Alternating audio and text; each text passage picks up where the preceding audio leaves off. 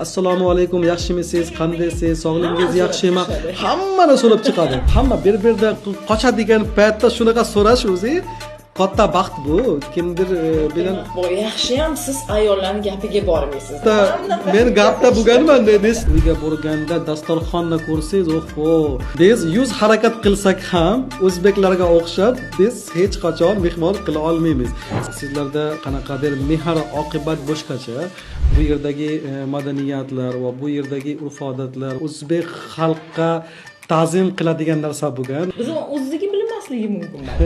O'shanga Suriyaga tashqaridan kelganga bilinadi. Hamma narsa bo'ladi, lekin oddiy ichimli suv bo'lmaydi. Begona yurtda bilasiz, tilni odam bilmasa, qiynaladi, sarson bo'ladi.